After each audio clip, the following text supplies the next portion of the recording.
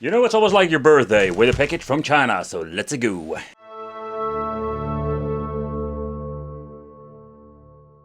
Hey, welcome back to the channel. It's awesome that you're tuning in.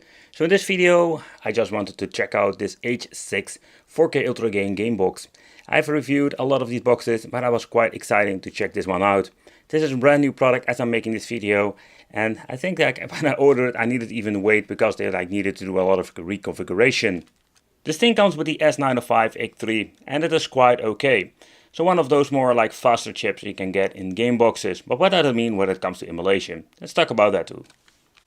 Okay, so the first thing that I found quite interesting is the shape of the box. It's something completely different. So there was not a lot of information on the box besides that this like with, let's say, thing that you need to be careful about some certain things. But when you're looking at the back, here we're going to see like the differences. So this device needs to be on top of your monitor if you want to, or you can also like put them on the bottom. The style, I really like it. Also, it comes with different controllers. And when I say the controllers, let's talk about it first, because that is quite interesting. So we're not going to get ourselves the typical PlayStation 2 knockoff chemical controllers. No, we're going to get ourselves knockoff controllers of the Xbox One.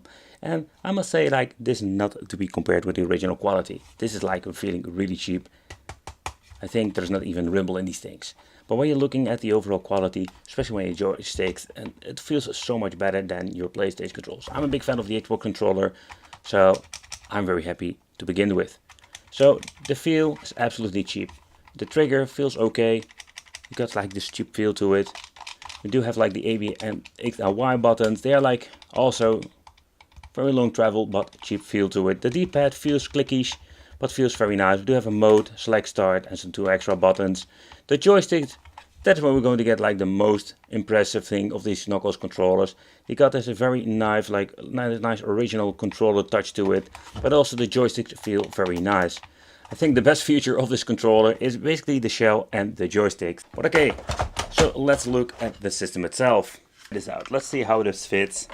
So it fits very well. And the reason why I really like it, so when you're looking at this over here, we're going to get all kinds of rubber to protect it for scratching, and also gives you like an extra grip. So let's plug it on the television. I just think it's pretty damn cool. But let's take a close look at the software itself. So this is not your typical EmuAlex/TV Android box that they made. This is something unique, beside the point that you can put this thing on top of your television. I think it looks pretty cool, and maybe this will be one of these boxes that you can use very often.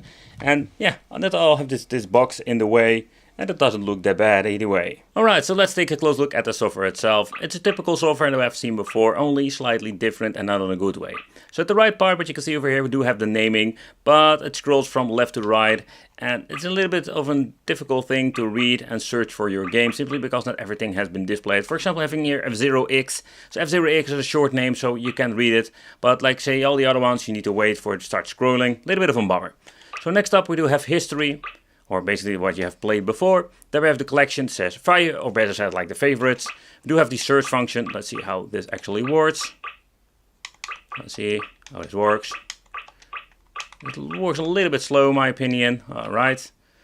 And then we do have like the category, and here we have like a quick overview of what we can play with it. There are even like freaking 3 pages. Or that's what it's saying. There it is. And let's take a close look. What can we play? Okay, so the first page we have PlayStation Portable, PlayStation 1 and 64, Game Boy Classic, MAME, Famicom, Game Boy Advance, Game Boy Classic, the Mega Drive or Genesis. Then we have Super Famicom, Atari 2600, 7800. Then we have like Mega Drive, Game Gear, Neo Geo Pocket. So even PC Engine in here, and I have another SNES. I think like that's a problem. We have like basically double SNES list, but they're like different regions. So it's a little bit confusing and a little bit messy. But what is interesting, pressing select in the main menu brings you to the settings. So in today's video, we're not going to get ourselves like a remodeled or an old TV box slapped in a new case. No, this is something completely different. Okay, but let's take a close look at the console. To begin with, this thing is very lightweighted, so I'm curious with the teardown, what are we going to get in the inside? That's absolutely something we're going to do. This thing 4K Ultra HD, but take consideration the games and everything runs on native resolution most of the times. So we're not going to even use or getting it close to the 4K.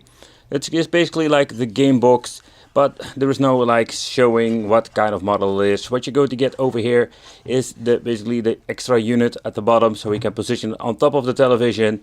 and just leave it there. Quite interesting concept, something you didn't see before. Okay, so here we're going to get ourselves the CF card. Take consideration like they are using kind of weird brands that I've seen before or didn't. So this is an unique brand, or they get themselves like the unique own label. Take consideration, back up these things, because if it's getting corrupted somehow, you always have a backup. And you can just upgrade it with a different or better SD card. So what we're going to get more is an HDMI connection. Do have two USB ports for the controllers, and then of course the input Type-C. Alright, so let's take a close look in the box, because I completely forgot to show you something. So of course we're going to get ourselves a Type-C cable and have an HDMI like your normal typical quality. They did provide you a manual, or this time it's not like really toilet paper manual, it's a very nice deluxe one. Gives you an explanation what the menu looks and how everything works. So that is a very nice thing. There is only no power supply. And I think the reason is this thing works on 5 volts. So the idea behind it is like 2 amps. You can plug in this cable in your television. I really recommend it. I would say grab yourself like a normal, let's say, phone charger. They are not very expensive. And before I forget, also a Teardown card reader. It's always handy. But Teardown, come on man, who uses that? So what I do like that we're going to get ourselves one dongle and 2 controllers configuration. So that means if you're going to buy yourself like an extra pair, you only need to have like one USB connection for the other dongle, and you can just play with freaking 4 players. Otherwise you need to have like a USB hub and it's going to be like dangling all around. I really hate that. So here we can change out the freaking language to begin with. So the weird thing is like it has been set to English, but there's even like some European languages and like Dutch, Deutsch, kind of interesting to be honest. But the only thing I have noticed, like you see the bottom row over there still has been set to not English. So that's a little bit of a bummer. But another thing I do like is view native files, so you can just mess around with it. Don't do that too much. If you delete something, you mess it up. Here you can change out the sound effects. I'm going to put it on mute. The thing is like we do have full screen and equal scale mode, or nevertheless we do have the original aspect ratio that we're going to set it on because I want to see if that works. About the native information or the system information. So this is basically the first version they've released. Okay, so let's go to the exit setup and let's see what we're going to get with some gameplay. Alright, so the first thing that we're going to boot up is PlayStation Portable. You can see like somehow it doesn't always shows it, but it seems to be showing the on-screen input. Press the mode button. Here we can go to settings. Frame skip has been set to 1, what you can see over here. I'm not surprised because these things are too underpowered for playing it on full speed. But let's see if we can get rid of the freaking like... Yeah, show FPS counter please. That's also something I wanted to do. And let's see if I can go into the controls and change out that we can get rid of the on-screen controls. Yep, there he is. Alright, continue, and there we have it. Alright, so let's take a close look at some gameplay. There is no music. Kind of interesting. This is the first time actually that I don't have this game with some music. Okay, so we do have like 30 FPS. Alright, so let's see how far it drops down. 22. Yeah, so you know, these boxes are not great to place on PlayStation Portable. There will be games playable, but... And this is even like trading stage. If you're going to get a stage with a lot of stuff going on in the background, you're going to have like pretty now horrible emulation performance. But take consideration, I'm playing 2-dimensional games. There are some games that will run okay. Okay guys, so next up let's play some PlayStation 1, and I must say like these devices are more than powerful enough to run PlayStation 1. Doesn't matter what you throw at it, this is done Wipeout, but basically if you're going to get yourself a Bloody Roar 2, if you configure it correctly with the right emulator, it works just fine. The downside is there is no background music and didn't shut it down, it was like as is. And the only thing I do is like put a different file on it. Because this is something they also do, like removing the soundtracks. Maybe it's dual space. They're thinking like slap up the games without music, save some games space and just add some new games to it. It's kind of interesting to see like they're doing this all the freaking time. Pressing the mode button, what you're going to get is an option to have a quick load, quick save over here. Mess around with the controls, because this is basically running on the same software that I've seen before with a Powkiddy mini arcade machine. Okay, so next up, N64. But even this is an S905X3, it's not powerful enough to run every single N64 game. We need to have like a mini PC. You can even see some weird glitches going on. You can hear it stutters. If you can't hear it, I tell you, it stutters like crazy.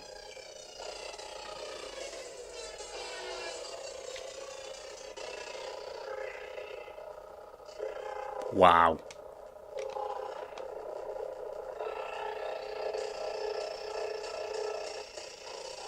But this is the thing, like, why should you even like bother adding stuff to it that doesn't run anyway? Oh, there we go. Oh, and there it was.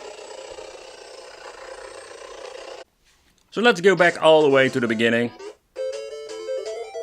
Alright. Let's see how that plays. Let's see if they messed the part up.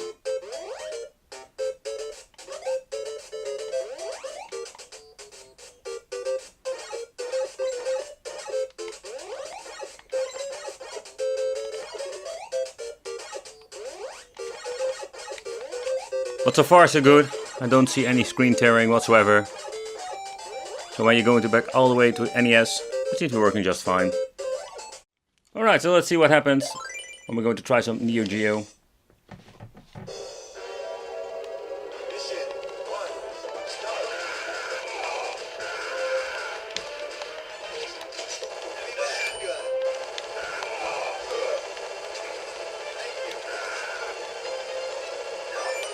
So far so good, what you can see over here.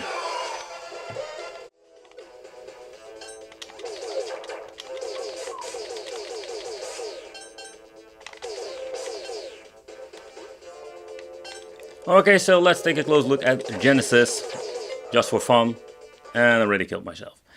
But so far I can hear and see the game runs very well. Spread shot, baby!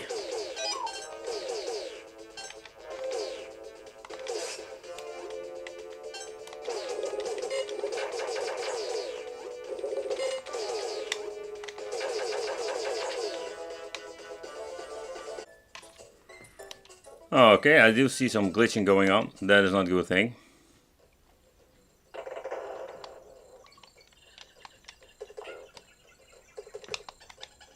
So at the left and right part of the screen also something weird's going on.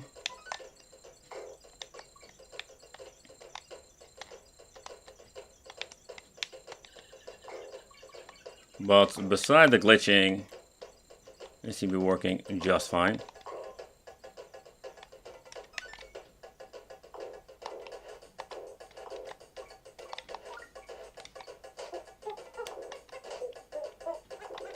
But like I say, like the controls are completely like messed up.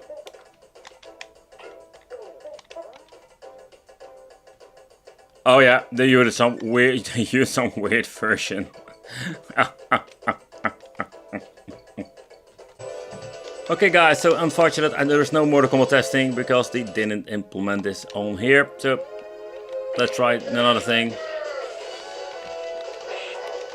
So basically these things are pretty damn cool if you want to use it for an arcade box.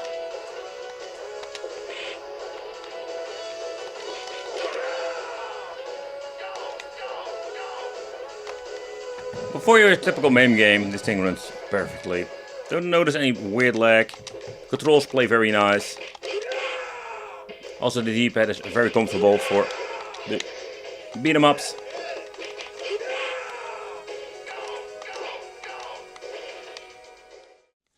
Alright, so let's try the Splatterhouse on the PC Engine.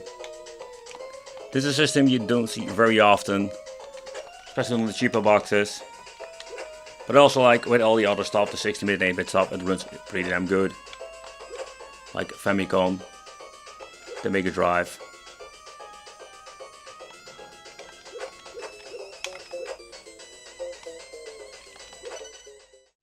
Okie dokie. So when it comes to the performance, this is basically what we're going to get and what I already was expecting.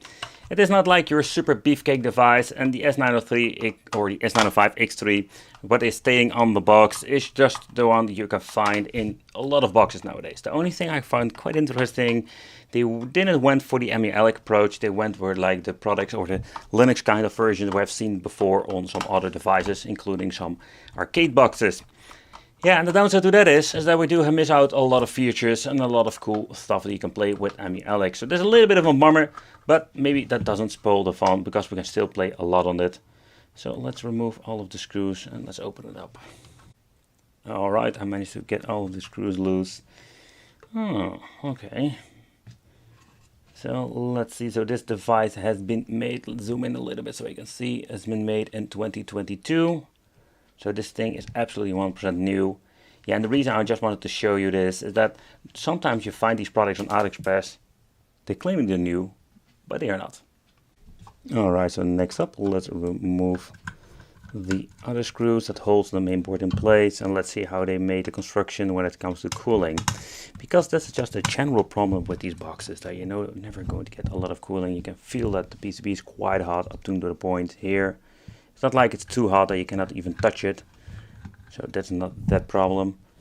Oh man, there are a lot of screws in this thing. So I must say that construction wise, they did an amazing job with putting in a lot of screws in. I managed finally to get all of the screws loose. So let's pull this thing out. Okay, so this is basically what it is. So we do get like 2 plastic shells, and here we have the main board itself. So construction wise, it's quite interesting. Very nice board to look at. Okay, so can we remove this? Yes, we can. So let's remove that too. Just to see what kind of chip they are using underneath.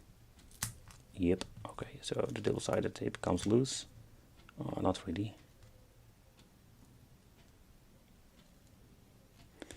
And they were not lying, because they are indeed using the AM-Logic S905X3.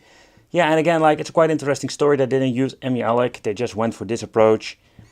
So this is a W8 version 1.0 2022-04-16. So when it was basically made. Okay, wait, I have this thing on my hand.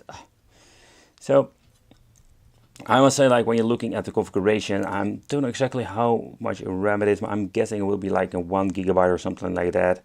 Maybe later on I can look it up. But in the end, what you're going to get is the same configuration that I've seen many times before, only they are using a completely different kind of software, also with the layout. But okay guys, so what do I think of it? So to begin with, I really like the approach of the case. It's something new. Not really exciting, but just something new. When you're looking at the way how they made it, it's fairly cheap, the cooling is minimal, and it is something I was more like, add a fan to it, a little bit better cooling. Especially if you want to use this thing for years and many hours of gaming fun. The controllers are way better than the PlayStation 1, so that is absolutely a big improvement. Still feel cheap, but it's better than a non-working chemical PlayStation 2 controller. The overall performance, yeah, the layout, I must say the software is a little bit outdated if you ask me. They could do a way better job at that, but beside that, this thing is not super bad. Unfortunately, we don't have the same support of platforms like with ME-ALEC, so we do have some limitation there, and yeah, emulation performance and 64 PlayStation Portable, same story I've seen before. But I thank you for watching, consider subscribing, hit that little bell, become one of the Wicked family, and I will see you